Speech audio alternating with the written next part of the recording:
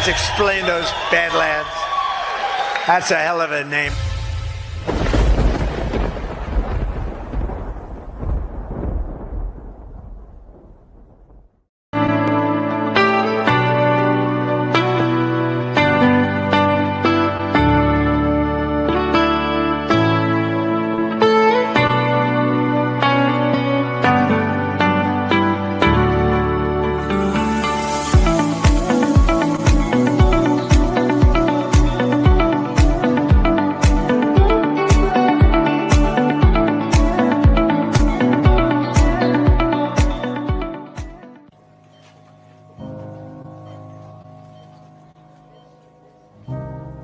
When we're laying on our deathbed, you're not going to worry about how much money you had, how much power you had, how much prestige. You're going to see that that was all game, that that was all an illusion.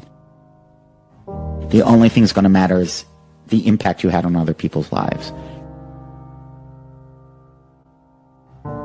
We are all on a separate journey. But the beautiful thing about our life here on this earth is at my funeral, they ain't going to talk about my success. They're going to talk about who Nick was and how Nick lived and how Nick loved and encouraged. Success is incredibly important, but even more important than success, it's having an impact. It's knowing you haven't walked the planet in vain. It's knowing that because you've been here, you've blessed lives, you've developed people, and you have made the world a better place. The effect you have on others is the most valuable currency there is. Everything you gain in life will rot and fall apart, and all that will be left of you is what was in your heart.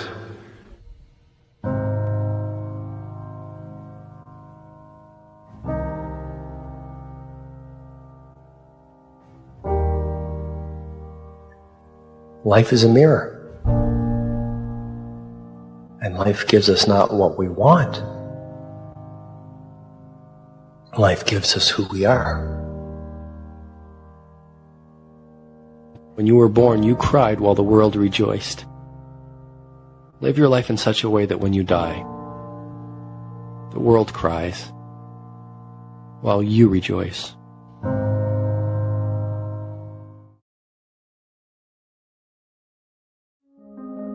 Have you ever stopped to wonder about the soul behind the spotlight? The truth behind the headlines? Beneath every glamorous facade lies a story waiting to be told. A journey full of triumphs, struggles, heartaches, and victories. Welcome to People, the groundbreaking new series here on the AlphaWarrior Show. Tonight, we're setting politics aside, no hidden agendas, no filters, just pure, raw humanity. In a world that constantly tries to categorize us, it's easy to forget what binds us together. Our shared experiences, our laughter, our tears, and the authentic moments that define who we truly are. Each week, we're going to explore the powerful, emotional, and beautifully imperfect lives of people who inspire us, captivate us, and remind us that we're all in this incredibly messy and extraordinary journey together. We'll laugh, we'll reflect, and we'll dive deep into the stories that often go untold, unapologetically, real, and deeply personal. Get ready to meet the heart behind the headlines, the reality behind the reputation, the persona behind the person, the grit that makes these amazing people tick. This is People, real stories, real connections, real life. And when we come back from this commercial, it's showtime, and I hope you enjoy. But this is all I've been drinking since last Friday. Don't drink coffee anymore, and I feel more focused. Since I've been taking it, it's been amazing. And so I would encourage you guys to try it out. This might be my new favorite thing. This might be your favorite thing too. I want to talk about today's sponsor, something that's totally changing lives. If you're dealing with low energy, stubborn belly fat, high blood pressure, or cholesterol, you're not alone. Did you know 9 out of 10 adults have these metabolic issues that can lead to fatigue, brain fog, and even gut issues that mess with your mood and weight?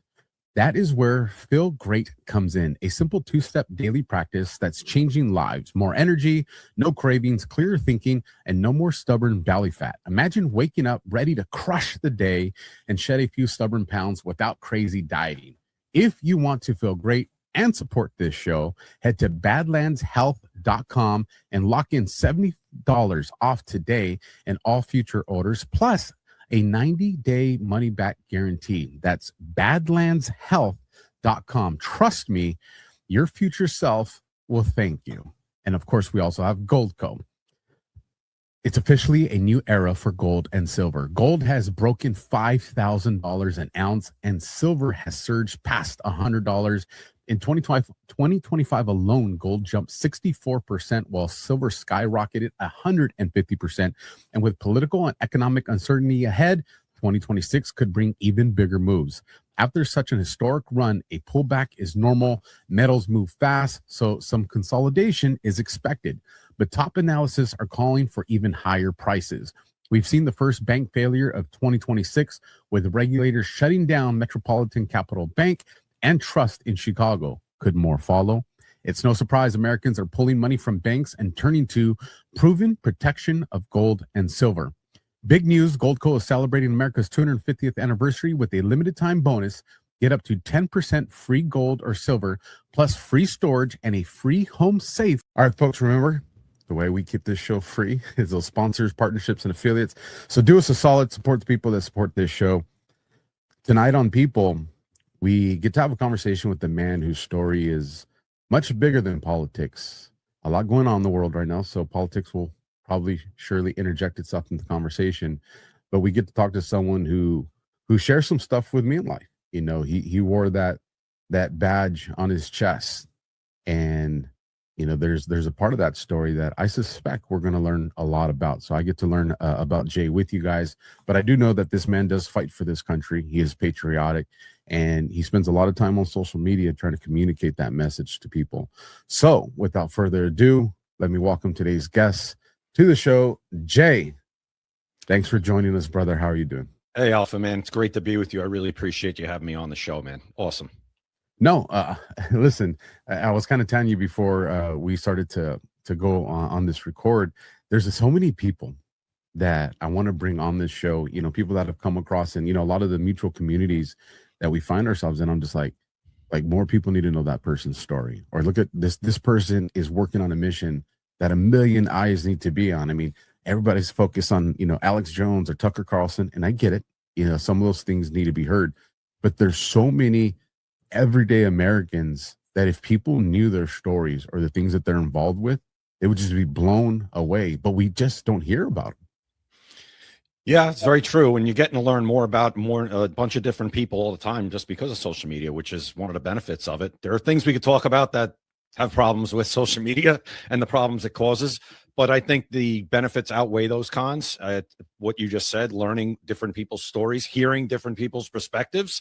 And a lot of people have, I mean, such tremendous insights to give that I'm glad now we get to hear them, because it's not just in this bubble that I guess used to be Washington, D.C. or the political sphere around there and other areas. Now it's just everywhere.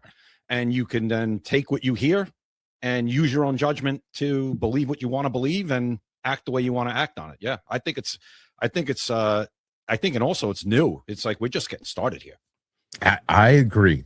We are just getting started. There's these growing pains with alt media, and even the podcast world, you know, it's kind of taking its alt media kind of form with radio, because, you know, a lot of people have always wanted to do radio, but it's just, you got to get licensing, and you got to find these frequencies, unless you're like, you know, in the boondocks, you know, communicating on, is anybody out there, right? Like we've seen those movies, but I am excited about it too. So let's kind of, you know, take the clock back. And I always tell my guests, you know, share as much as you feel comfortable with. You know, I know everybody's, you know, young story about themselves is not always great, or not all of us we're very lucky. But take us back to the early young years of Jay, you know, I believe from Long Island, right? Yep. Born and raised. Yeah. Still here. Long Island is quite an amazing place, to be quite honest with you. Is it expensive? Yes. Has it gotten too expensive? Yes. But a place to grow up? I don't know. You're within 40 minutes of New York City. You have beaches. You have the Hamptons. You have the North Shore, which is a different place than the South Shore. It's really an incredible place and that's why I guess it's so desirable and why so many people want to be here. It's kind of pricing people out, but it always seems like there'll be people to come and replace those. I know it is a loss in New York, but I don't think Long Island will ever be starving for people. Sometimes I wish it would, but I don't think it'll ever happen because it is a very desirable place to be because there's everything. There's literally everything here, anything you could want. But growing up here, it was, I mean, a regular American childhood, I guess. It's nothing out of the ordinary, in the grand scheme of things. My mother, school teacher for years and years in New York City. She served for a very long time in not a great area. My father, a professional person, a couple of siblings, but nothing out of the ordinary. But just growing up, always, regular public school, private school for a little bit. And then it got a little too expensive for my parents.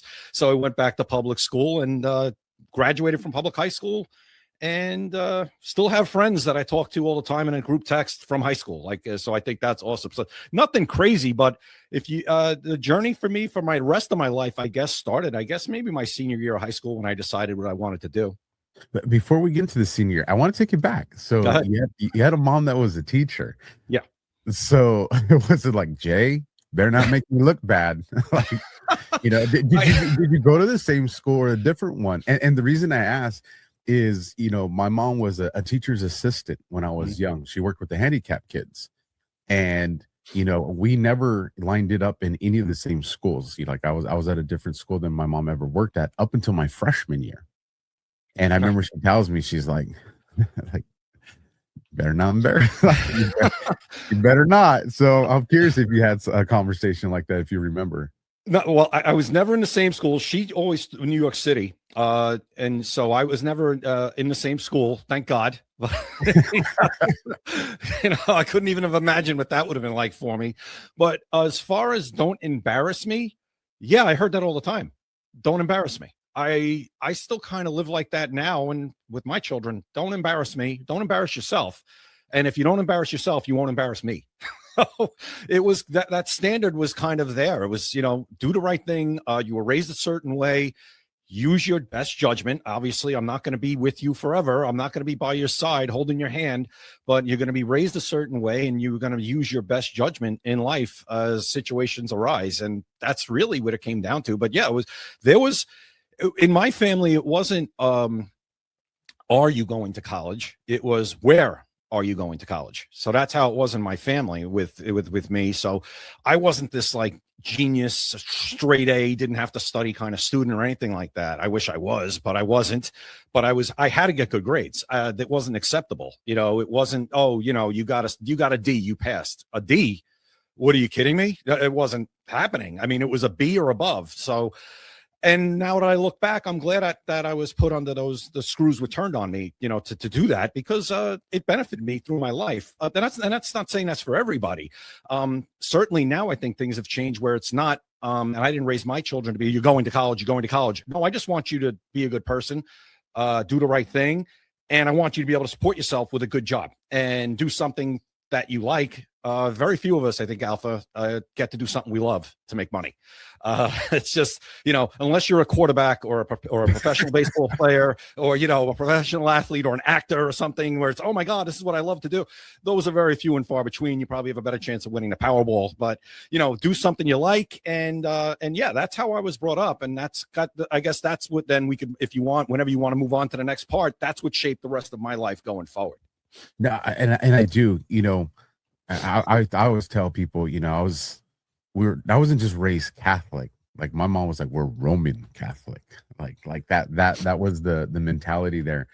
So, my parents came from backgrounds where school wasn't pushed on them, like we're, born and raised here in Southern California. And at a young age, my father, he had to go to high school. Like the parents did push school, but secondary school wasn't everything. They actually went to the fields Well, they were in the morning, they'd be at the fields, I don't know, like 3:30, 4 o'clock. I'm sure there's some exaggerations to that story from my father. And then from there, then they would go to school. So, my dad and my mom, they talked about college, and it was like, hey, you need to go to college, but they also didn't have really the experience or knowledge to push it. But they were very strict on education. So when you're talking about, did you get a D? Like, that was my dad. Like, he was like, I may not know a lot about the schools, but I know, he used to tell me, if you get a C, that's a D.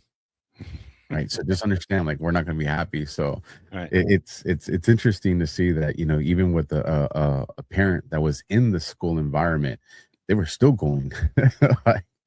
My father's, he's in the mental health industry, psychologist, psychiatry, that stuff. Obviously very highly educated. My mother, obviously teacher, highly educated. So again, it wasn't an option for me. It was, you're going to college. And I, as I said, it worked out for me. And I think times have started to change where people realize that isn't the only route. And I'm glad that's happened, because and even within my family now, I think we need more people to do well in school. I think you need to do well in high school. I think you should take it seriously. I think as much as we're in school and like, oh my God, what am I taking this class for? I'm not learning anything. I'm never going to use this math. I mean, ever. But in a way, no, you're learning something when you don't even know you're learning something. It's kind of, it's developing your brain. It's developing your mind. It's teaching you how to think. It's teaching you how to evaluate and, come to conclusions and this and that. So it is important still to say, no, education, absolutely very important, but it's not that it has to be your life. It's not, I have to go to college in order to be a successful person, in order to have a good life. No, that is not the case. And I'm glad that we are starting to realize that, because if we don't, we're going to be in trouble, because a lot of the people that are doing jobs where you didn't necessarily need to go to college, they're getting older. They're aging out. They're retiring. We need to replace them with, we need good plumbers and electricians and linemen and all of these things that people do with their hands that are professions that many people cannot do or wouldn't have the guts to do. So we need that. And I think it's important to have that kind of balance where we say, listen, college is a great thing, but don't necessarily, say to somebody, it's either that or nothing. No, absolutely not. That's the opposite. That's a choice. It's a choice. And if you feel you don't want to do that, there are so many things out there that are great jobs that you could have a great life and serve your community and serve society in a great way. Absolutely. The last question about your childhood, and it's more of like a retrospect look into your childhood, and we'll get into that senior year where you want to go. When I look at the way, and I'm very great, like you, I'm very grateful my parents were as hard as they were on me when it comes to education. But I also know that they were a little too hard. And when I look back, the way they were on me, I wanted to make sure I wasn't like that. I wanted to have the same goal, but I didn't want to push as hard. Because like you're saying, yes, college is an option out there, but there's a lot of other trade schools and things that are important for you. And so do you kind of find the way your parents were with you, did you kind of find yourself mimic what they did? Or it sounds like you kind of explained that you did make the adjustment of not pushing it. Did it impact you being a father? Yeah, it did. Because I realize everybody's different. And obviously, but I realize, just because it's my offspring, they're not going to be exactly like me. They're not going to just, what I mean? They're going to have their own mind. They're going to have their own desires. They're going to have their own dreams and things that they want to do. So as I said, I kind of was a little less lenient. And what I would say to them, my kids, when they were, they're a little older now, they're not old. They're not independent financially yet. Right. But I said, as long as I know you're trying, as long as I know you studied and you gave it your best on a test, I'll be okay with that. I'm fine with that. It wasn't like that for me. It wasn't, no, you got to get a good grade, with my kids, I guess to me, I kind of rebelled from that line of thought where I said, no, as long as I know you tried, if you don't come back with the result that maybe we all wanted, that's fine. You'll try harder next time, or you'll figure out a way to do better next time. And that's how I think you should go approach life in a lot of ways, right? I mean, as long as you actually gave it an earnest effort and you didn't sell yourself short, I don't think you could ask much more of that from people. I completely agree with that. All right, Jay, senior year, Walk us through this. All right. Well, my senior year, like high school, I wasn't like this popular or anything like that. I was regular, a regular kid. And then going into my senior year, I guess I started to gain a little bit of popularity, maybe just because you're becoming a senior. Maybe that's what it was. But I guess I started to get noticed a little more, whatever it was. But I always I guess I had this sense of humor, and suddenly in my high school, everybody's, oh, you're so funny. You're funny. I go, I'm funny, huh? Yeah, when we vote at the end of the year, you're going to be the class clown. You're the funniest. I'm like, okay. All right. So, that started to take shape where I was some funny person. I guess I was outspoken. Yes, I was outspoken. I didn't realize it yet, but I guess I was. Obviously, I have a voice, and I guess I have a hard time flying under the radar. And I guess that's when that started to develop, was that senior year where I started to come out of my shell a little bit. And that's when I kind of decided, that I wanted to go into law enforcement. And I said, because I felt like, I don't know, maybe it was part of my loud personality where I said, I could do this. I like it. It's something I think I would enjoy. And it was a friend of mine who was a New York City police officer, a little older than me. He was a cousin of one of my best friends, and he would hang out with us. He wasn't that much older, but he would hang out with us and, tell the stories of where he was. And he worked in a bad area in the Bronx. And I said, I want to do that. I said, I don't know why I want to do it, but I want to do it. I was always into that stuff. And I said, okay, I think I made up my mind. And that's when I decided I'm going to go to college and I'm going to major in criminal justice and take the route of becoming a police officer. And that's what happened to me my senior year. I decided it then. And you always hear people, you don't know what you want to do. A lot of people don't. They don't decide what they want to do till later, even maybe at the end of college or after college. This is what I really want to do. No, I decided then this is what I really want to do. And that is when I set my mind on it. And that was it. It took off from there. And I went to go St. John's University and majored in criminal justice and started my journey. You bring something up, and I've noticed on guys that either went career or guys that were just, good cops, like solid, good, like the proactive guys, right? I noticed that, like, when we would talk, these were guys that knew very young they wanted to do it. There's a lot of guys, we'll call them the slugs, right? That 1%. And sometimes they'll go career too. But I noticed that their perception or now perception is the wrong word. Their motivation for the career was, oh, it's stable, there's benefits, this is a job that I can do the career. And you could tell it matches that motivation. And you look very young, so I'm thinking we're somewhere in the same window of age. I think back, was there any TV shows when I was young that might have motivated me? Because like you in high school, like I knew too. I knew I wanted to be a cop. As a matter of fact, that is what kept me from doing a lot of things that my friends were doing. Yes. A lot of my friends did do things like mushrooms and X. And I just said no, because I knew the pathway I wanted to go. I had cousins that were getting tattoos. Like, I knew I got to try to stay as flawless as possible for this career. So at a very young age, it did dictate that to me. But do you remember a TV show? And I will do my best to do this theme song, because if I played it, YouTube would just say, you can't do this. But it kind of went something like, dun, dun, dun, dun, dun. Da, da, da, da, da, da, da, da, yeah. That's Chips. Yeah. Of course. Of course. That's Chips. I can't believe I should have got that much faster. Oh my God. My older brother and I, I mean, so I'm a little older than you, Alpha, a little older, a few years. But we would watch that show. I was very young when Chips first came out. I was, 4 or 5 years old. But we would watch that show every time it came on. And I swear I would watch reruns when I was older.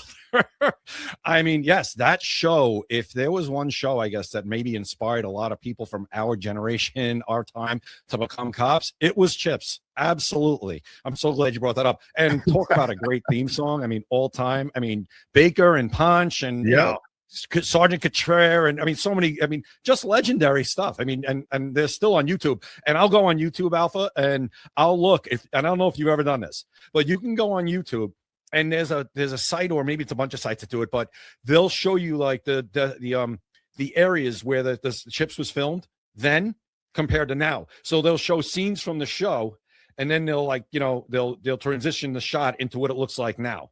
So I think you'll just type it into one of your search engines and on YouTube, and you'll find it. And I swear you'll be addicted. You're going to be, oh my God, that's what then. Now it's what it looks like now. It's pretty cool. I am absolutely going to do that, man.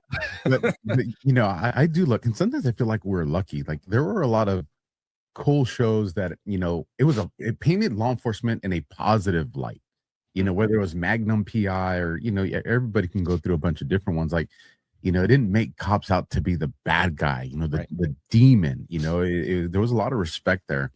Yep. And so I think that motivated, we're young boys, young men, you get that hero mentality, very young. And one of the things I noticed with a lot of good cops too, is they had that mentality. One man can change the world and I'm going to be that guy.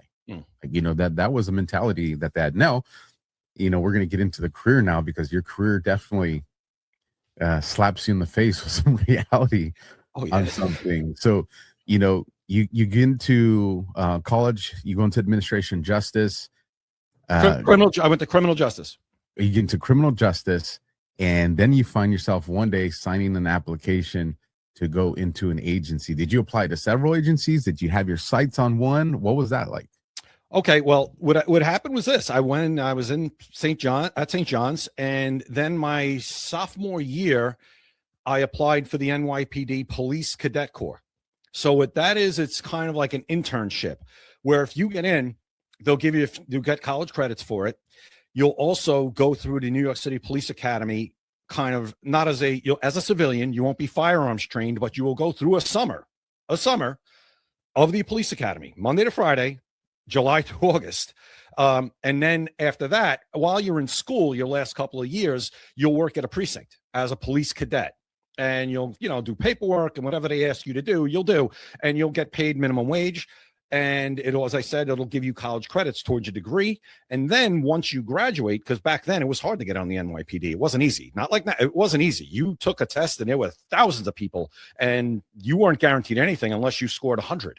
So what the Cadet Corps did, it also guaranteed you'd be on the job. You would get into the next academy class upon graduation from college, and you would be sworn in a day early. So you would be senior to everybody else in that class, technically by a day, as far as whatever that would give you within the contractual, within the contract between the PBA and the NYPD. So I applied in my sophomore year, and I didn't get in.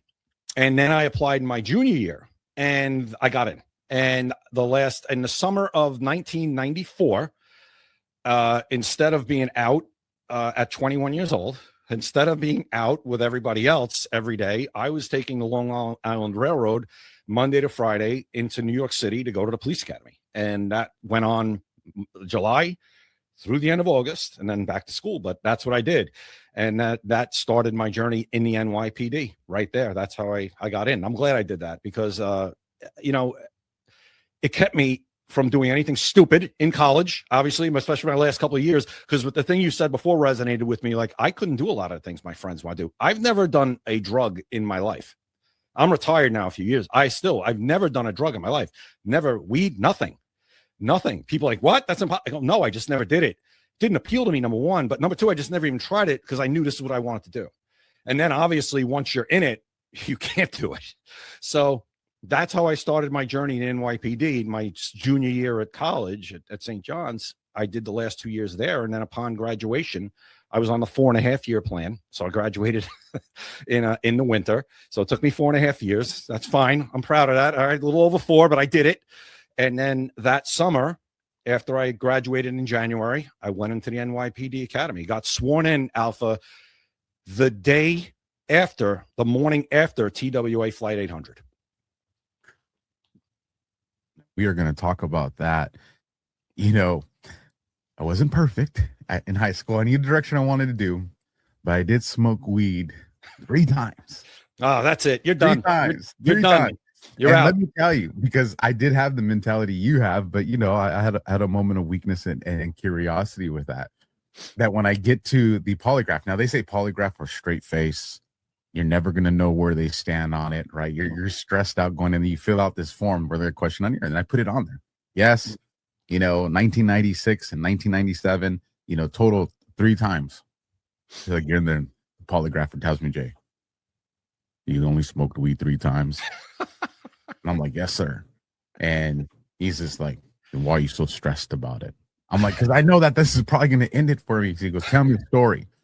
So I tell him because people laugh because, man, listen, I was a jock. You know, I was one of the popular kids too, but I was a square when it came to like misbehavior. And so I explained to him, like, I knew I wanted to be a cop at that age, man. Like, I knew I should have been doing it. I go, I think I did it wrong, as a matter of fact, because I didn't even feel high. This dude was cracked. The polygraph guy was cracking up. And he was messing with you. He's like, I got him. He couldn't. He had to be. At the time, I'm thinking like, this is it. Like my entire life that I saw in front of me comes down to this moment, right? You know, I'm looking at my friends like, why? You know, you ruined my life. You ruined my life. You know, I 1,000 no's, and you guys get me on those 3 times. And he tells me, he goes, well, one thing, he goes, you're definitely telling the truth. He goes, bro, it's not even a big deal. We just want to make sure you're not a pothead. And that thing was, you know, years ago. Right. You know, because for me, this is following the Marine Corps. You know, so you know, when I went out, I was 25 when I became a cop. And but it just you made me, man, I could feel myself in that seat, like when when I was thinking about it. So we get, you know, the day of 9/11, and I do want to go into like your rookie time, but I do want to focus on here because this is an experience that, you know, it changed the face of this country. It changed the life trajectory of a lot of people. Like life-changing decisions were made from people that witnessed it, that were young, people that experienced it. You know, like you're talking like the whatever you had a plan for life on that day, people completely shifted in a different direction. Like it had that much impact. And then there's, you know, the famous saying, you know, 9/11, never forget. And a lot of people have forgotten. And so walk us through that morning, man. What was it like for you? Well, yeah, 9/11, it changed the trajectory of this country. It changed the trajectory of the world. And the world has never been the same since. Certainly our country has never been the same. And I've never been the same. I'm sure you've never been the same. So that morning, at that time, I was with the NYPD, and I was working afternoons, 4 to 12s, they called them. So I was home, worked the night before, was going into work that afternoon, but I was home in bed listening to Howard Stern. Back when Howard Stern was Howard Stern. He's no longer anymore, but back when he was Howard Stern, I listened to him every morning. So I was listening to him laying in bed. And he was talking about something about Pamela Anderson. I remember exactly what they were talking about. And he's talking about Pamela Anderson with Stuttering John and blah, blah, blah. And the next thing, I think Gary comes in and says, oh, a plane just crashed into the World Trade Center. And they're like, oh, really? What kind of moron would fly up? Like, what happened? Did he not see? Did the plane malfunction? Like, what kind of plane? You know, that nobody knew. Nobody, you know, it wasn't like now where if it happens, next thing you know, we're watching it on X. No, this is 2001, different world. So we're hearing it as it's coming in. And then it comes out and they're still talking about it. And then they're kind of just joking around because they think it's just an accident. You know, it's bad, but it's an accident. Somebody flew a Cessna into the World Trade Center because they didn't know what they were doing. And whatever, who knows? So then it's getting more and like, oh my God, then it comes up on the TV screen that they're watching. And I'm still listening on the radio. I didn't go to my TV yet because I'm still lying in bed. I'm tired. I'm listening. And then like, oh, that doesn't look good at all. That's big. That's a huge hole. That's not a small plane. And I'm like, oh no, what the hell's going on? And I'm sorry, what's going on? Something's off here. This isn't right. This is different. Then the second plane hits, and Howard Stern right away says, "We're under attack. We're under attack." So I said, I get up, I go to my TV. I go, oh my God, and I'm watching this, and as soon as I turn the TV on, I swear I said to myself, my life is never going to be the same right now. I said, my career is never going to be the same starting right now. I said, this is turning the world upside down, as of course it would. So I'm watching, and as I'm watching the towers burn, I'm looking at it on TV. We're watching it on TV. We're not there in tunnel vision, right? As all of those first responders, and as a Marine, as a police officer, you're in a situation, a lot of times you just like, boom, you're tunnel vision, and it's kind of something you try to avoid, but it's sometimes unavoidable. And in this situation, we're watching it on TV, and I'm at this perspective where I'm like, nothing's going to burn that long without falling down. I'm just saying to myself, I said, if a house burns that long, it's going to fall. It collapses eventually. And I'm saying there's no way they're getting up there to get this fire out. I'm just looking, going this through my mind, and I'm not Monday morning quarterbacking anybody. I'm just talking as I'm watching it. This is what I'm thinking. Because again, I'm watching it from the 40,000 foot view, not from this there in it view where I'm like, oh my God, there's people, they're screaming, they're jumping. I got the easy job, right? At that point, right? So I'm like, they got to get the hell out. Like, this is not going to stop. They have to get people out of there, as many as they can. So that's what I'm thinking. Not knowing at the time that the FDNY is basically setting up their command post in the building. Now, of course, they would never do that at another fire. You don't set up a command, but people have to understand the enormity of the World Trade Center, how big it is. So they're there and it's saying, I'm inside the World Trade Center. It's a fire upstairs. We're going to put it out, but I'm good down here. We're fine. That's what of course, if they could go back, they would never have done that.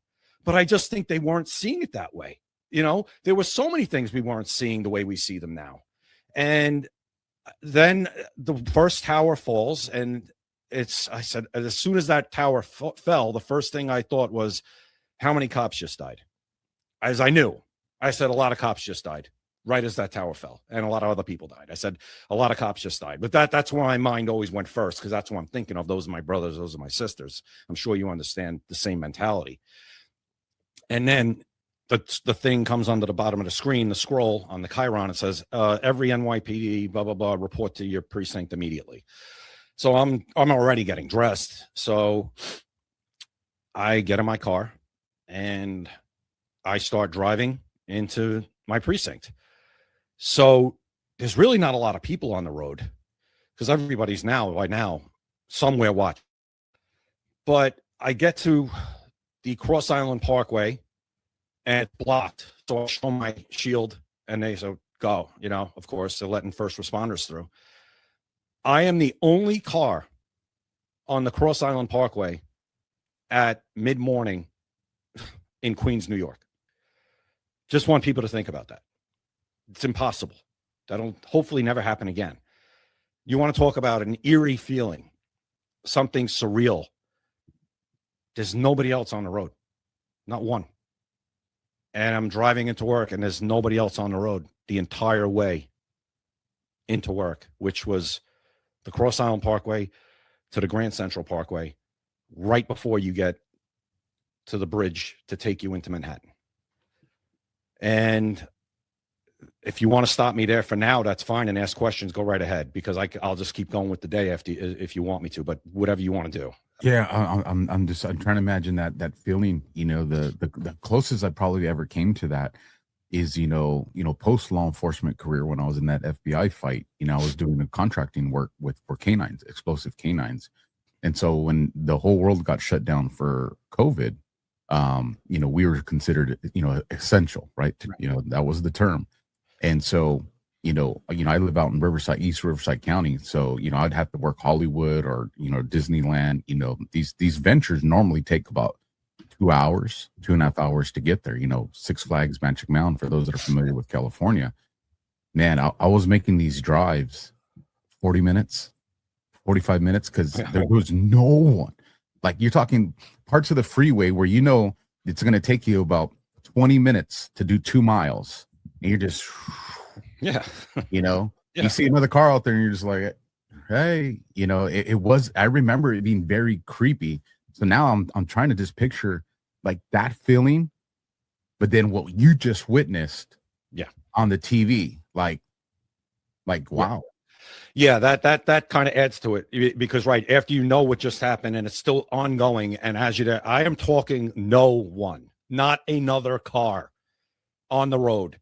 And this is New York City at 11 o'clock or whatever, or 10 in the morning. It's impossible. That's what happened. And when I talk about the FDNY being in the building, and again, I am not Monday morning quarterbacking anything that they did. I get what happened. I understand. They would never do that in a building, but people need to understand when they question that, this is the World Trade Center. It is the size of it. It's just, if you've never been in there, you just don't get if you're there standing inside of the lobby of the world, it's impossible for it to fall down. It can't happen. Well, you know, I just don't want people to take that the wrong way where I'm not. No, and I totally get what happened there. And I don't. And like you said, you know, and just the mindset of people like us that had that job, we think that no matter what, even if we don't want to, because we debrief any situation that we witness. Like we just go into that mode because that's what we're taught. That's how we do self-preservation and preserve the public for the next time something like that happens. What are they doing right? What are they doing wrong? Like, correct. We're just constantly trying to identify those markers. So, and I get that. When you get to work, you know, because you know, it's, you know, NYPD, you know, the New York Police Departments, you know, these that you guys in LAPD, you know, largest agencies that exist out there, right? You know, do you get there and, you know, buddies, because I think of, I've never ever had to, thank God, had to respond to an incident like that. But, you know, we'd have all call incidents that we get to, you know, and you get into the locker room and everybody's just, you know, donning their gear and putting on their vests. You're hearing all the Velcro and everybody's kind of looking like, you know, who's going to get assigned where, who's going to do what, you know, there's that, you know, did you experience that? You know, what was it like once you get there and it's time to suit up? Okay. Once I get there, obviously the first thing you want to do is get to the World Trade Center. I wanted to get to the World Trade Center. I wanted to get down there and do what I could do. Everybody wanted to, but obviously then also in the back of my mind is we also have a precinct to run here. Just because this is going on doesn't mean that everything else in the precinct stops. Doesn't mean that 911 is shut down and that nothing else in the city is going on. It's in New York City. There's always something going on. There's always going to be people that need the police. There's people that need, you know, an ambulance, that need to, you know, go to the hospital or a car accident. It doesn't just, yes, things got slower because people weren't. Especially in that scenario, because crooks are crooks. They see that as, you know what? I know they're going to have to commit a bunch of units that way. Right. So if there's ever a time that we want to do something, now's the moment to do it. Like we both know that happens. Well, it's kind of like in the movie Die Hard 3, where they set it up where they were sending everybody into the schools because there's bombs in the schools, and then they wanted to get the Federal Reserve. So that's the mentality. Of course, we're going to send the police someplace, and then we're going to rush in everywhere else. Of course, so it's open season. So you're 100% right. So nothing was stopping. So in the back of my mind, I'm thinking, all right, I want to get down there right away, and everybody did. So when I get into work, everybody's there, obviously. Now, there's only a certain number of cars. You know, there's 200. There was over 300 cops in my precinct. So, you know, all told. But, of course, there's not 300 working all the time. You have 3 tours. You have the day, you have the afternoon, and the midnight. So, but now everybody's in. So there's not enough cars, not enough radios either. So, not enough radios. So I get in, get dressed. They have everybody that's in meet upstairs. It's chaos. Obviously, it's chaos. I mean, this is the logistical behemoth, the likes of which nobody has ever imagined, right? The logistical nightmare that you just never want to even envision. That's what we are dealing with now. So they get everybody meeting the roll call, the roll call room. Everybody's in there. We're going to dish out the assignments. So of course, you still have to dish out your sector cars to patrol the precinct. Right? Like I said, you can't just abandon the precinct. You have to do that. Everybody else now, there's also a lot of targets that have to be looked at. We still don't know what's going on. Right? Listen to what's going on right now with what's going on in Iran. There are targets. They have extra officers assigned to synagogues or this or okay, you want to talk about mosques? Guess where I was assigned that day, Alpha? You're going to stand in front of this mosque. It's over here. I said, okay. Hey, you go where you're assigned. But you're going to guard this mosque. I said, all right, how am I getting there? Figure it out. You know, obviously there's no, get a ride. Tell one of the sectors or whatever you got to do. They said, wink and a nod, take your own car, get the hell out there. And just to refresh everybody's recollection here, how much time do you have on the job at this point? 5 years. 5 years on. So I'm not I'm not a rookie, you know, I'm at top pay. But, there are plenty of guys that are senior to me that are there too, obviously, and there's guys that are younger, but there are plenty of guys that are, 8, 9, 10, 15, 20 years, of course. But no, they said to me, figure it out, get a car, take your own car, wink and a nod, get out there. I said, I don't have a radio. And I kind of had a problem with that because I'm by myself. I wasn't even partnered with somebody, one with a radio, one without. I get it. But I'm like, I don't have a radio. I said, quite frankly, and I gave the sergeant, I'm not going out without a radio. I said, I'm just not doing it. I said, because as a cop, the one thing they tell you, the most important thing you carry isn't your gun, isn't your taser or your peppers. It's your radio. Your radio is the most important thing you have, because if you need help, the only way we're going to know is if you have that radio and you tell us. And again, this is 2001. It's not where everybody's out there with a cell phone who can go, oh my God, there's a cop in trouble. It doesn't exist. Nobody's driving around the car with a phone. Maybe 10, I had a cell phone, but it looked like a brick. Cell phones weren't the same back then. And certainly nobody had cameras on them. So, but the radio is what's important. So just to highlight that point and to share a story with you, and I'll be very quick about it because you have me like I'm watching a movie right now. I'm in a stolen car pursuit, middle of the night, single unit pursuit. My buddies are on the other side of town, but they, like you said, communicating on the car radio where I'm at. Guy crashes into the front of a house. I go put my car right on his driver door so he can get out. Of course, he just jumps out the window of my hood. Now it's foot pursuit. Right. And so, I know people think we're nuts, but we love that. And so now we're foot pursuit in the middle of the night. We're in the neighboring city. So I'm not even in my city anymore. We're in the neighboring city of Palm Springs. And I'm on the radio, and I'm doing, because I was somewhere close to you, probably in that 3 to 5 year range when this went down. And I'm putting out phenomenal locations of where I'm at, right? Jumping fences, like we're in backyards now, 3 houses, north, of this street, right? And then I realize dispatch ain't communicating back with me. Well, jumping one of those fences, my HT disconnected from the mic. Oh man. So now, and I can hear the sirens. Like the boys are there. They don't have any idea where I'm at, Jay. Oh, horrible feeling. And I know the guy I'm chasing because I know I'm chasing a known gang member. Right. And so, some would argue discontinue, but again, 3 to 5 years, you're getting the guy, right? Yeah. You're not as smart then as you are now. That's for sure. You don't have the maturity of the 10-year guy yet, right? Or the 20-year guy. You're just like, I'm not getting away from this guy's not getting away. Right, because you'll never get him tomorrow. Back then, I got to get him now. I got to get him now, because he's going to go to life and he'll never commit another crime. Right, he's not going to get probation another 6 times, or anything like that. Yeah. And so ultimately, it ends into a fight.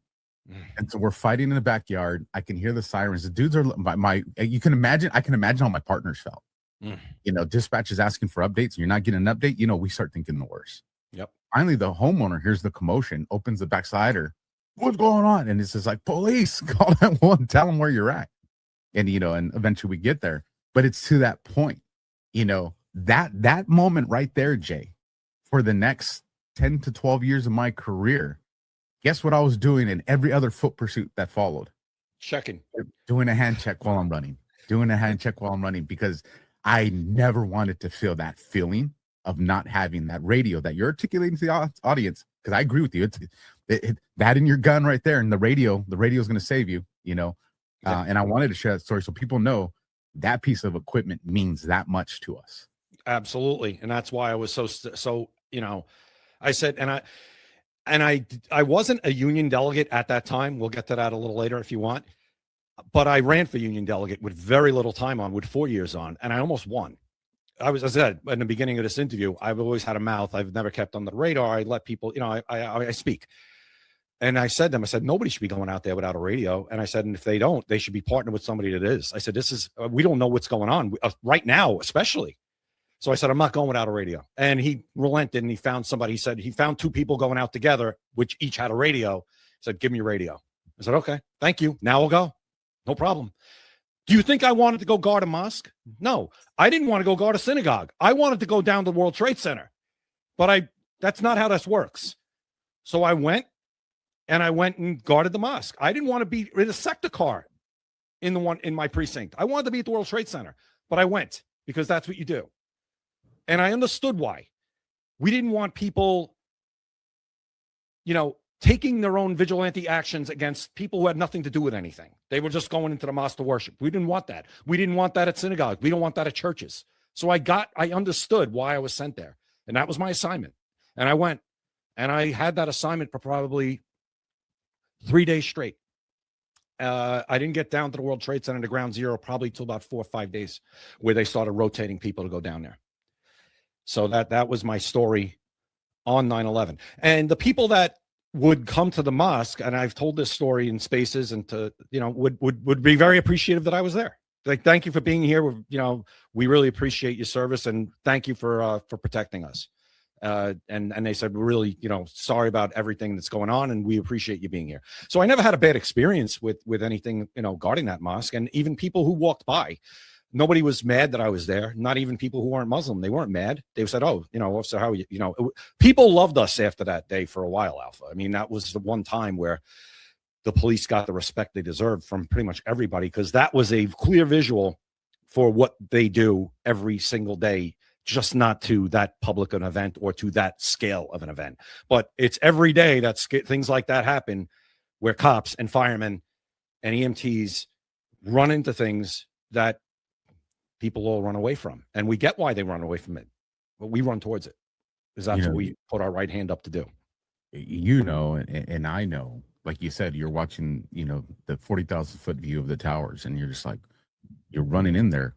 And, a lot of other people recognized it, civilian people. They probably didn't say it, but I think one of the reasons people loved our first responders so much after that day is because people knew that, you're playing roulette. Not everybody running in there is going to be able to run out. Like, people knew people are going to die. Yep. The news broadcasters were already talking about these buildings collapsing. Like, they were interviewing people while the place was still burning.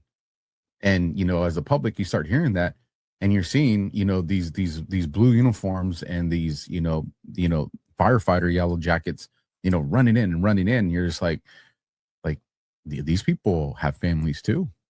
Some of these people, just had a kid, they're newlyweds, whatever the case may be, grandparents. Like, there's a lot of lives that are going in there. And I think that people realize, these people are willing to die for people they don't know. And I think that added to the culture of a horrible experience, but it probably is. And in my lifetime, I've never seen the country more unified. Right. Than the days and weeks and months that followed that. Oh, no, not even close. Not even close. And what I'll say is this, and it doesn't make me special in any way, shape, or form. If I happened to be down there that day when that happened, for whatever reason, say I was going down to Rector Street where CCRB, the Civilian Complaint Review Board, was, whatever. Say I had a court date down there, whatever that day. If I was down there, I probably would have died. I would have had a good chance of dying that day because of doing what I was going to do. And I said, that doesn't make me special. It just makes me doing my job. But those people that did, the firefighters, the police officers, and there were plenty of civilians that were heroic that day as well. We know of a few of the stories. The man with I believe, the yellow bandana. I mean, there are stories, and there were civilians that went above and beyond, not even their job, just because they were decent, good people who were heroes that day. They're all heroes, and they will forever be heroes. There has not been one day since 9/11 that I haven't thought about 9/11 once in a day. Not once. Not a day. It's always entered my mind at least once. I hear you. I look back and wonder how the course of things would have changed for me, because 2 days later, I was in the recruiting office of the Marine Corps. Awesome. See, that's what I'm talking about. That's heroic. That is heroic. And I'll call you a hero for doing that, because you are. So I'll just say it. You don't have to say anything. I appreciate that, Jay. And the interesting thing is, and this is why I say so many lives change, is because when I went into boot camp, and I remember we're in one of these classrooms where they have the big screen and they're showing us the old military movies as training, motivation, and psychological stuff. Who knows why? But we're in there, and one of the drill instructors comes in and he says, who in here signed up after 9/11? And literally was every recruit that was in that building. There probably had to be a good 200-300 of us. Everybody was in there, had signed up after 9/11, which means everybody knew where we were going. Yeah. Like you knew we're going to go to war. Yeah. And And there's that generation, and I'm sure the Army was the same way, in the Navy and the Air Force. This was everywhere. You had this generation of new warfighters built off that event, regardless of whatever people believe and subscribe to when it comes to that. That event, as it was unfolding and as it was told to us, created that environment. That this warfighters. But here's the other thing I'd like you to kind of address. We were all kind of like breathing heavy because of that happened. You're going to work, but these are your coworkers. How's that environment the next couple of days? And I know this is a heavy question, but you guys are showing up to these sites and these scenes, and people that wear the same uniform as you are as in the rubble. Like, that's got to be a hard way to still work, man. It is. And every night over the radio, once they knew who was missing, who had perished, they would put over the radio the names every night, but it was, I don't know. I have a hard time believing that was 25 years ago. It's, I really do. It feels like yesterday. And I think it'll always feel like yesterday. It doesn't matter how much time goes on. For the rest of my life, it's going to feel like yesterday for a lot of people. And the story you just told about your journey and how that inspired you, and I mean, that's amazing. And because, as you said, yes, we did our job. We knew what had happened, but we do our job. Just like you knew, you weren't going in there just to go to, get the GI Bill. You were going in there, you knew that, I'm going to go and face some really serious crap here, but I'm doing it for my country. That's tremendous. I mean, that's heroic. And I just, that's where I guess I just would leave it there. There was a lot of heroic things done. Not by me, by a lot of people that I can only hope to live up to in some way someday. I would say what you did and others is still heroic, because you didn't have to show up anymore after that. I could not do that. I could not show up. I have to show up. Like I said, it was wanting to get down there in the worst way. And like I said, I didn't get down to ground zero for the first time till about 4 or 5 days later. And it looked like a movie set. It's something you can't believe. It's surreal. It says this can't be real. And it was real, and it's still real, because I didn't lose anybody that I knew personally that day. But you know them. You understand that. You don't have to know them personally to know them. They're still you. But over the years since, I've lost plenty of people from 9/11 related illnesses because of what went on down there, and the air that we were told was safe to breathe, but obviously wasn't. So it's just something that's never going to go away. If you don't mind sharing, I see a flag that's over your shoulder. Is that related in any way, or? Glad you asked that. This flag was when we can get to this, but I left the NYPD to go to the Port Authority Police. The Port Authority Police are the department that actually has jurisdiction over the World Trade Center. The NYPD doesn't patrol the World Trade Center site itself. That's the Port Authority Police. It's Port Authority property. So I went to the Port Authority Police Department. I transferred there in 2002, but I retired from the Port Authority Police. And this flag, when you retire, they do a very nice thing for you. They take a flag that they fly over the World Trade Center, and they put it in there for you, and they give it to you when you retire.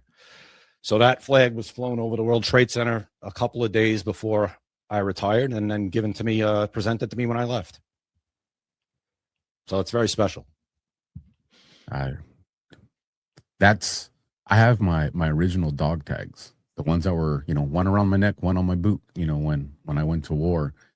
And out of all the stuff that I've been issued, ribbons and commendations, and you probably understand this because of the flag. If anybody asks me what's the most special thing I have for my service, it's not even my dress blues. It's those dog tags, because I feel like they have a shared experience with me. Like I said, one around my neck, one on my boot, and I have the green screen behind me. But if it wasn't, they're actually hanging there. Original ones, original rubber. Mm-hmm. That's like my flag, like that you have. I feel you on that, man. Yeah, it's something. It's a part of you. It's something that's a part of you. I mean, you see, this is the world's little thing of the Twin Towers right there. And that's a replica of a Port Authority RMP, Radio Motor Patrol. That's what we call RMPs. The cars are RMPs. And yeah, there's my blue line flag. So yeah, it's just a part of you. It doesn't go away. It never will. You know, so, and if you don't mind me asking, what made you go for over to the Port Authority? Was that something you always wanted to do? Were you looking for a change? What was that motivation? Well, the NYPD is a tough place to work. It was not for a lot of money. And I didn't take the job for the money. I took the job because I wanted to do the job. I went at the NYPD, but when you're there, you're like, man, we're getting screwed here. You know? And the environment wasn't great. It's a very enforcement driven environment at that time, which I get, but it shouldn't be the end all be all. It shouldn't determine your career kind of ladder, but it did. And a very stressful environment overall. A lot of great guys. I mean, great guys and girls. I mean, you always say you don't miss the circus, you miss the clowns, you know, but then that's how it is, right? But I took the Port Authority test in 1998. I was on the job already for 2 years with the NYPD, but I took the test in 98 to see if maybe leave my options open if I really don't see myself going anywhere with the NYPD. And I took the test in 98. Never heard anything. Port Authority paid more. It was a better environment to be in. Not as hectic, just a better job. So I took the test in 98, never heard anything. 9/11 happened. Now, as I said, the Port Authority lost 37 police officers, not all police officers of all ranks, 37 members. That's the largest single day loss of any police department in the history of our country. And they lost 37 that day. And the Port Authority is also, the police are also responsible for Newark Airport, JFK Airport, LaGuardia Airport, World Trade Center, Port Authority Bus Terminal, F train, keep going. And they're all high targets, high visibility targets that would want to be struck. So obviously they had to beef up their manpower. So after 9/11 happens, they start going back to that 98 test, which I think was going to die on the vine. So I never would have got called. But they had that test still active, that list. So they went back to that list and cross-referenced, because when you take the test, they'll ask you, are you a current police officer? If so, where? So you put that on there. So what they went back and cross-referenced that test, and they said, all right, we're going to try to get these people and take them because we need to beef up and we need to do it fit. We need to do it fast. So they did is they started calling people off of that test, and a lot of them were NYPD because we all took it because we wanted to move on because we're like, this isn't going anywhere for us, and this department's just getting worse and worse, and for a lot of reasons, which we won't get into now. But I end up getting called. And what they would do is they would put us through a quick 3-month academy because all they had to teach us was New Jersey law. We had the New York law. It's the Port Authority of New York and New Jersey. Also covers the George Washington Bridge, the Holland Tunnel, the Lincoln Tunnel. So any crossing that goes over the Hudson River between New York and New Jersey is Port Authority police jurisdiction. So I had to learn New Jersey law, but it's still quick 3-month academy. Boom, you're on. Now you're out. We got you. Now we could put you at JFK. We could put you at LaGuardia. We could put you at the bus terminal. We could send you down to ground zero. That's how I got onto the Port Authority Police. Same pension system. So my time up front, as far as my retirement date, counted 6 years. My retirement date of 2016 never changed. If I wanted to leave in 20, I was still good to go. I got on, and things took off from there for the rest of my career, from 2002 to 2022. So let's highlight some of the happy moments, and I know that the 9/11 one and the fallout from that is hard, but I want to make sure the audience understands that, and that's why I wanted to spend a good portion of time there. When you look back at your career, and if you had to pick a moment where you're like, you know, I'd live that day one more time, is there a day that sticks out? Yeah, I would just say for me, it was when I got elected as a union delegate. That I was the most proud of, because again, you're being elected by your peers, the people that you work with every day, putting that trust in you to represent them if they get in trouble, or to be a leader of the servant of them, you know, to serve them as talking to the upper echelon, to talking to the management, to talking to, you know what I mean, to making sure they're being treated right, to making sure their rights aren't being violated. When I got elected, I ran for union delegate, as I said, with the NYPD with 4 years on, which was unheard of. And a lot of people like, I'm not voting for you. I love you, but I'm not voting for you just because you don't have enough time on. But I still came close. I only lost that election in a precinct of 300 people by about 14 votes. And people said, listen, you'll get it one day. Just wait, you'll get it. Then I left. I went to the Port Authority Police, and they have their own police union. So when I first got there, I said, I'm going to, put my name into the first election I can just to get my name out there. I'm not expecting to win. Nobody knows me yet, but I want them to know that this is something I'm interested in. So as the years went on, I got on there in 2002, ran a few times, lost. In 2009, ran again. And a lot of people like, yeah, we're ready for you now. Alpha. They were like, yeah, you're a little too this, you're a little too that. You're kind of too loud sometimes. I go, yeah, I get that. But guess what? When my phone rings, guess who's going to answer it? Me. I'm answering the phone. You don't got to worry about that. I'll answer the phone, and I'm going to do I will go through a brick wall for you to help make sure that you are treated right, and that what they're doing to you is adjudicated properly. So people eventually got me. And then in 2009, I won that election. And then I won a few more after that before I got promoted to sergeant. And then, of course, that's a different union. So I was no longer a union delegate. But the proudest moment for me was when I finally got elected by my peers to take that position, because that's quite a responsibility. And I loved it. It was a lot of work. And I did a lot of things there where, I did get a couple things done, and it's political. It is a political realm on a smaller scale, but it is politics, and just getting small things done within a precinct of 350 people is something that, oh my God, I can't imagine what somebody like a president goes through, or people in Congress. Sometimes it's a lot, but if to answer your question, that was my proudest moment of my career.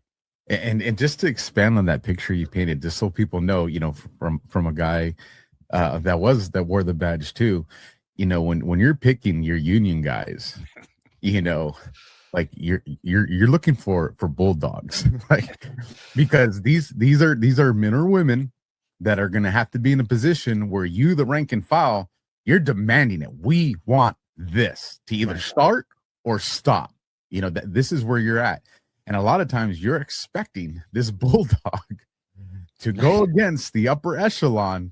That if you don't navigate it right, it could be career-ending stuff for that person in that position. So you are knowingly putting yourself in the middle of, if I don't do this right, I may never get some of this other stuff, but also I got to go and work with these guys all the time. It is a rough gig.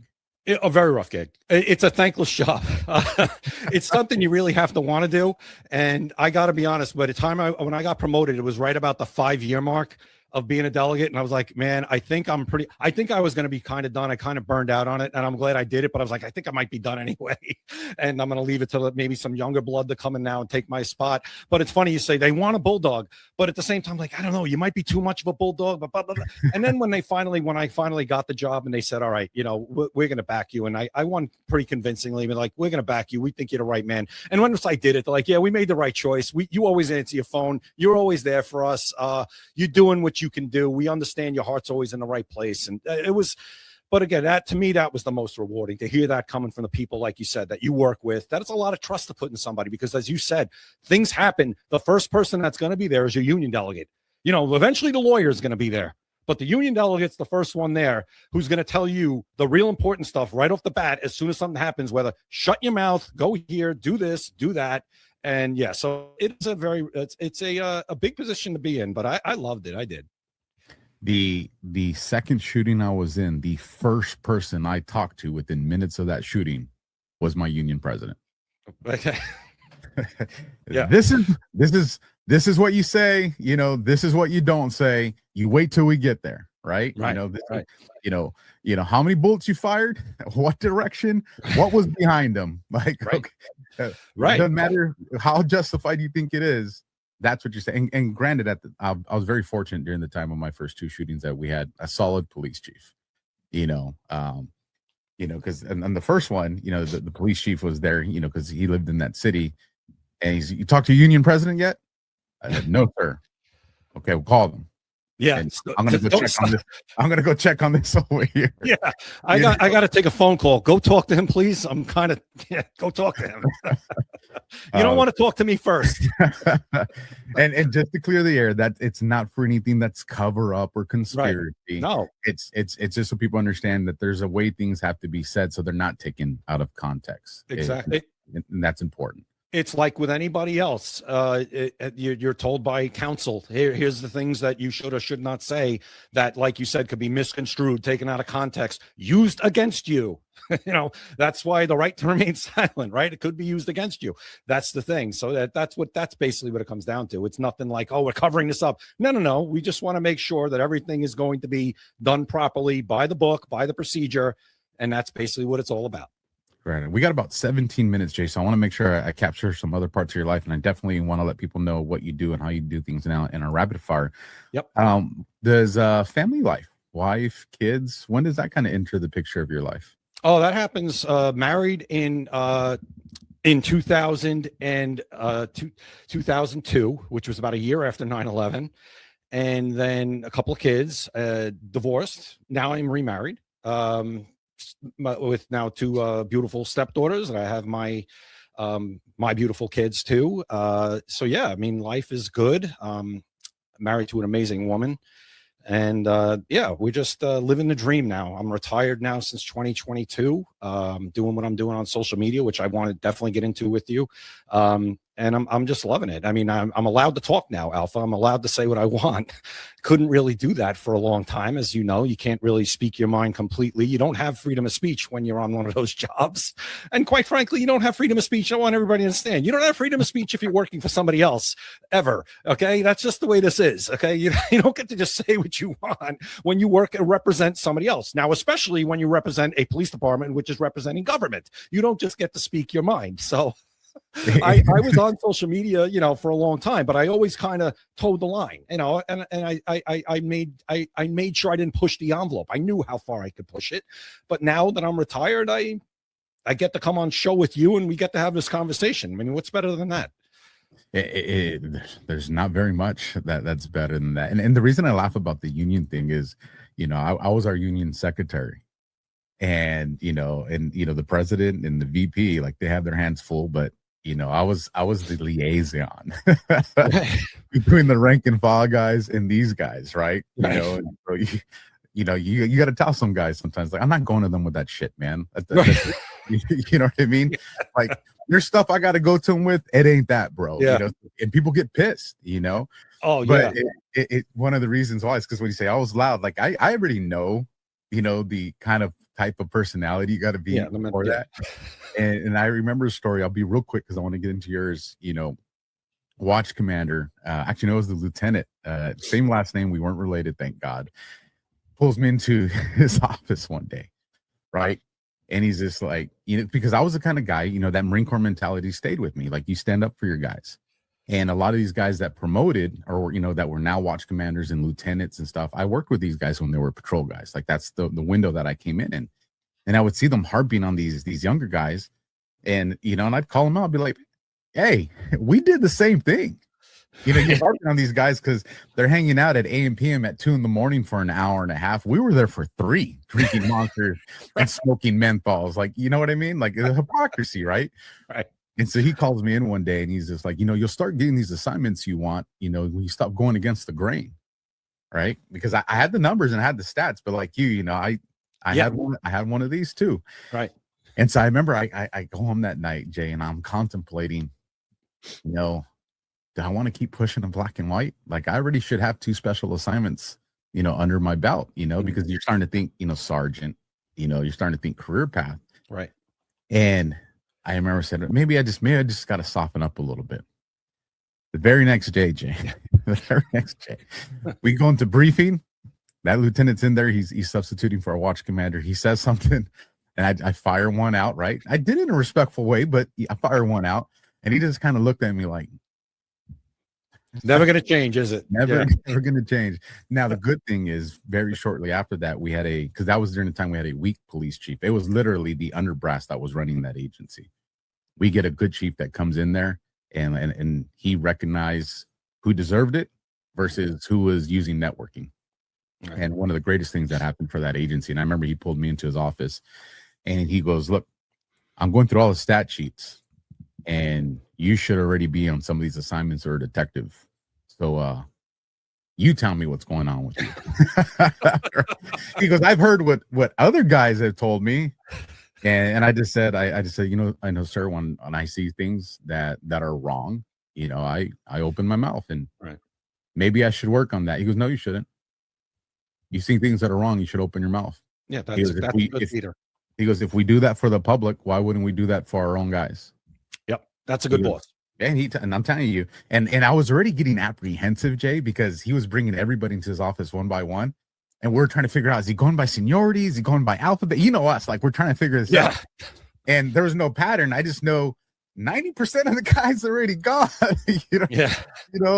Like damn, why is he saving some of us for the last? And it would turn out that the ones he saved for last, we had some of the closest relationships, with them. Yeah. And he told me, he goes, look, just understand, I'm going to judge you from this conversation on. So whatever I think about you ain't gonna be because of what he said or she said. It's gonna be because of what you showed me. So that's a good boss. That's a good boss. Oh, yeah. That's what you're looking for. That's what you're looking for. They're few and far between, by the way, just so everybody knows, but that's a good boss. And you were a sergeant, Yeah, well, I got promoted, and it's funny. I got promoted real quick because I was a bulldog. That actually helped me in that regard. Finally, kind of like you, somebody kind of saw that and said, no, this guy's doing the right thing. This guy's doing it for the right reasons. He deserves it. He deserves it, and I don't like to think of it that way. I was just doing my job. And if doing my job got me that, all the power to it. So that's what happened. How hard was it to walk away? When I walked away, it wasn't that hard. I was done. I had enough. I was 25 and a half years. I think I froze. Am I frozen? No, you're good. Okay. Good. I see my thing spinning around. It was 25 and a half years. It was enough time. My numbers were good for my pension. I put enough in. I was, knock on wood, healthy. I wanted to walk away on my own terms. I didn't want to get greedy. And that was it for me. I left on my terms. I don't regret it. Again, miss the clowns, not the circus. And I have no regrets whatsoever of retiring. I'm very happily retired. Let me ask you one more question. Some would probably consider it a dark question, but I do want to ask you, when I look back at military service and combat, there were guys that I served with, and these were like the men's men, Jay, like the Marine. Like these were some bad dudes. And over the years, you get that phone call, hey, so-and-so committed suicide. Hey, so-and-so committed suicide. And I remember just being troubled by like, man, these weren't weak guys. Yeah. Like these were like legends. And, and you back of your thought, because the way our minds are, you're like, how do I know that ain't going to happen to me? Like these dudes were badass, and so it was like, I've always had this nightmare that's just kind of lingering back there. And, as I got older, it's farther and farther back, but it exists.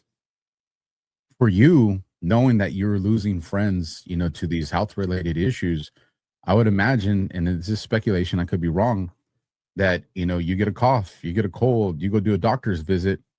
Have you ever had, or do you live with the fear of, am I going to get the news some of these guys got? Because I was there too. Yeah. All the time. I never had it before. A couple of years ago, I was getting severe stomach pains, and I was like, what's going on? It's not going away. A couple of weeks. And I'm like, right away, that's what you're thinking, because of everybody else that things have happened to at this age. And it's kind of, whatever. Right. But it turned out, thank God, knock on wood, it was diverticulitis. Okay. I went, they're like, no, thank God. But I said, but yes, that thought enters my mind all the time. And I wanted to close the thing you said about the guys taking their own lives. When I was a union delegate, I tried to do something about that. It never really took off. It didn't get traction. I always wanted to come up. I came up with a slogan: before you put the gun to your head, put the phone to your ear.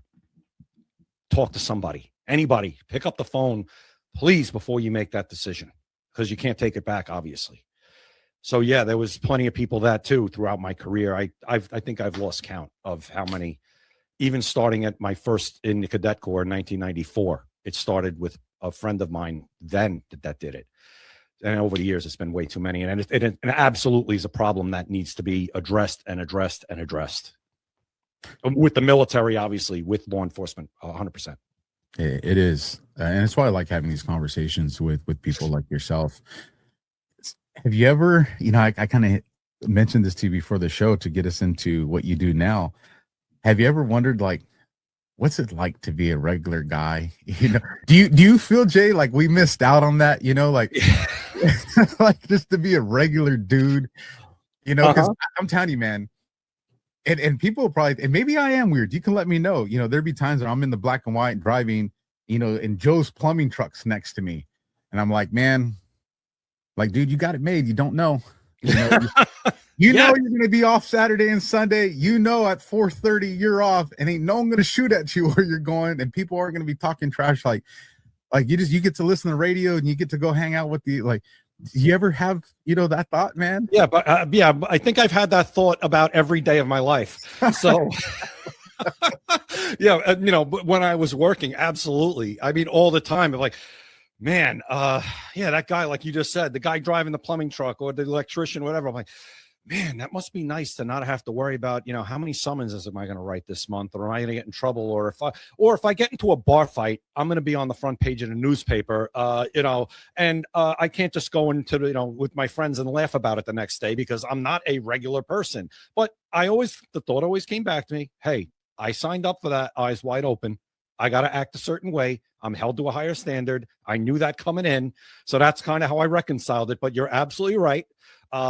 Part of the reason I love being retired, I feel like I am a regular guy now. No, not totally, because I still have all these crazy things in my head from all those years, right? I'll never be totally normal, but I feel like I'm as a regular guy now than I'll ever be in my life, and I'm happy to be. I couldn't wait to retire. As I said, have a conversation like this with you and be on social media and be on X and now be on my own podcast with my partner, Jack, and we're doing this podcast. I could never have dreamed of something like that while I was still working Alpha. It just couldn't happen. So, yeah. I know exactly what you're talking about. The exact same thought. You're not crazy. You're not retarded. You're not any of that. Good. I love that reassurance. So, and now we're here. You're behind a microphone, you know, and like you said, you know, as a detective, how to get out sound bites. I'm sure as a sergeant, you have to communicate with the media and stuff like that. But even then, we still don't got full blown free speech. We can only give out certain information. Now you're in a position. The microphone is yours. Whatever you want to say, you can say. How did that unfold, and where are you at now with it? You mentioned your partner and some stuff you did. Break this all down for us. Yeah, well, what happened was, you know, once I retired, my wife said to me, you know, you should go on X. It's especially once Elon bought it, and that was right around when I was retiring. And she said, you got to go on there. It's like, forget Facebook, forget it. You're wasting your time. She said, you got to get on. You got to get on. People want to hear you. They like to hear what you say. I'm like, they do? Because she would hear me talking to people at parties or gatherings and just, oh, no. She's like, yes, people. I go, okay. So I get on X and it kind of started. And she said, you got to get into spaces. You got to go into spaces and talk. You got to talk. I said, all right. So I started going to the spaces, and I think the first one I really went into was a punch bowl with, you know, Miss G and Margot and Bishop, and talking to them. And, you know, now they've actually become very, you know, good friends of mine. I consider them friends of mine now. They are. And, but that's how I got started on this journey. And then I started hosting a space, and now I host a space every weeknight with my wife and with Rodin, and we talk about the economy, and it's called Main Street Meets Wall Street. It's there every night at 5:30 p.m. on X. And then, the person I do the podcast with now, Jack Danger, I had seen him doing a show, and I was like, oh, I like his show. I like this show. And I started talking to him in DMs. And then a couple of times we would talk. It's like, we should just go live together. Not your show. Your show is your show. So we should just go live and blah, blah, blah. He's like, yeah. So we did a couple of lives, and it went really well. We had great chemistry. And then it turns out his partner that he was doing the show with for about a year, it's called Secret America, and his partner wanted to move on. You know, I think he was a little older. He wanted to retire, take it easy. And then, you know, me and Jack talked, and it was like, you know, it's like, I think it would be a good fit. We've already done a couple of lives. Let's go for it. And now we have, you know, it's me and him every night now on the Secret America podcast, and it's on X. And now we're on LFA TV with Jeremy Herrell's network, which, you know, Sean Farish is on, and Kevin Smith, and a bunch of other great people. So we do that. It's every night, and at 7:00 on X, on Rumble, on LFA TV, on YouTube, on everything, kind of like your show, you know. And we just put it everywhere, and we're having a great time. And it's just kind of just building it up now with me and him as you know, with me as his partner now. So it's great. I love it. Would I have ever dreamed this, Alpha? No, I wouldn't. Well, what about you? Like, look what you're doing now. Same thing, right? I mean, it's like, wow, where did this come from? 100 and 7 p.m. Eastern, right? I want to make sure we 7 p.m. Eastern. Yeah, 7 p.m. Eastern. Yep. Just so people know. If somebody would have told me in 2019, 2020, you're to be doing a podcast, I would have looked at them laughed my ass off. Like, I don't know. I don't even like doing sound bites. You're going to talk about a camera and a microphone? Yeah, good luck with that. I'm going to be chasing bad guys and jumping fences for the rest of my life. You know, that's where I'm going to be. Yeah. But we're here, you know, and it serves a purpose. But one time, because I want to make sure, you know, because you went through that fast because of the excitement, where all the places people can find you and the different times, just to make sure people caught it. Yeah, it's called what I do with my partner Jack Danger, and he's at Jack Danger Live. I'm at Opinions Vary with an APININOS. It's Opinions because I couldn't get Opinions, it was gone. But so it's Opinions Vary, and he's at Jack Danger Live, and it's at Secret America TV, and we are on every weeknight, Monday to Friday, 7 p.m. Eastern, and we're on X at Secret America TV. It's every platform, Alpha America TV, Rumble, X, Kick, TikTok, Instagram, you name it. And as I said, we are broadcasting on LFA TV network. That's at LFA TV US. And that's also the Rumble channel they have. So we're there too, every night, 7 p.m. Eastern, Monday to Friday. Right on. Well, my audience knows this is the part of the show, and you'll find all those links down in the description, folks. You know, this is the rapid fire section. I got some questions. Series of questions we'll choose from. Some of these be personal, some serious, and some humor to mix it in with. Don't think too hard into these things. Just some quick responses. Whatever comes off the head, and if it's one that just gives pause, we'll just move to another one. I got plenty to choose from. So here's the first one. 3 words that define you. Loyal, intense, dedicated. I like that. Especially the intense is between those two. So yeah.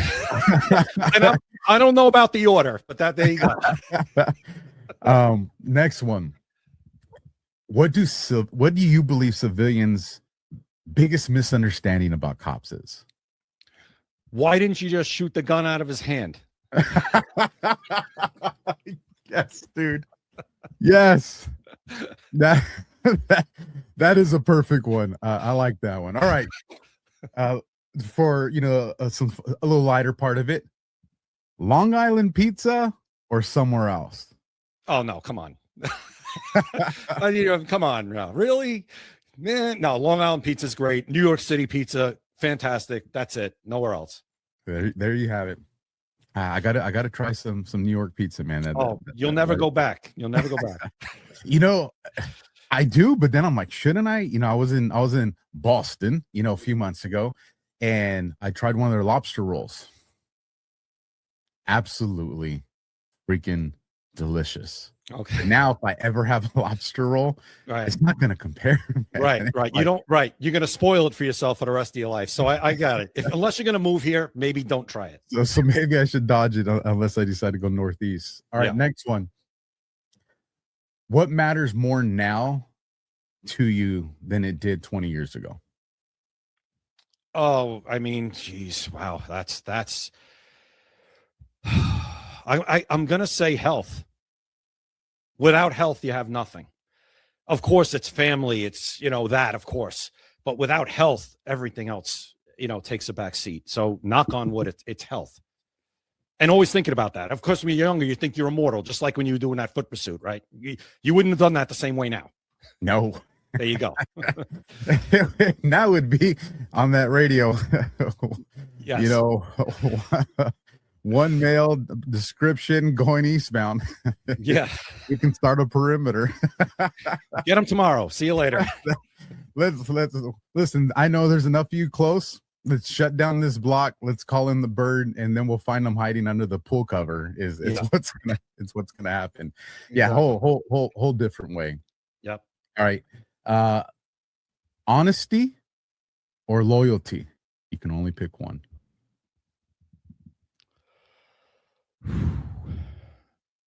I'm going to pick honesty. I guess because if you're going to, man, that's a tough one. I'm going to have to say it is a tough one because they're both so important, but I'd rather people be honest to me than blindly loyal to me. I agree. You know, I asked myself some of these questions when I'm putting them together, and that actually is a tougher one. Yeah. You know, especially from the career paths that we chose. Yep. So, your most irrational pet peeve? No. I don't know. Maybe. God. Maybe not. We have to phone the wife for this one. Yeah, maybe I'm just going to leave this one alone. I don't know, because I don't want to. Yes, that one might get me in trouble. I'm going to leave that one alone. Move to the next one. Taking the fifth. All right, we'll move to the next one. The funniest thing about your retirement. The funniest thing. The funniest thing. How fast it's going. That's what's funny. It's funny to me how fast time is going. It's faster than when I was on the job. I can't believe it. I mean, flying. And maybe it's just because I'm old now, Alpha, but that's what it's funny to me. I laugh sometimes, like, oh my God. I'm like, what happened? I really thought that's another one of those times in your life where it feels like it's yesterday. And it's just gone. I mean, I guess funny in a good way. But that's what's funny to me. I mean, nothing really. I'm going to say this, Alpha. A good day is where there are no surprises. I hear you on that one, man. And I go to trim the beard, and I'm like, man, there's that white starting to really overtake. Oh, listen, are you kidding? Look at it.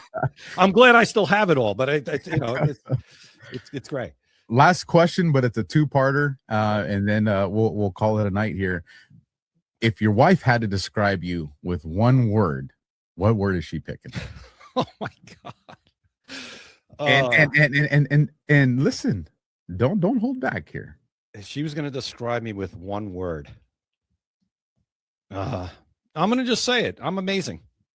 I like that. Now, if your kids had to describe you with one word, what are they picking? They're going to say I'm old, and I'll tell you another word: insane. They'll say you're out of your mind. You're insane. You're crazy. I hear you on that. Jay, I've really enjoyed this conversation, man. This was great. We have, like I said, we're on a bunch of different platforms. We're syndicating over to Badlands, a great group of people over there. I'll tell you guys, I've got to hear this guy speak in a lot of different arenas. The Punch Bowl, I'm glad you brought up them, of just an area full of great people. Yeah. So make sure you guys go down on links and follow Jay in these different platforms. And I'll probably have to bring you on, man, so we can have some other conversations on my other show and stuff that we do.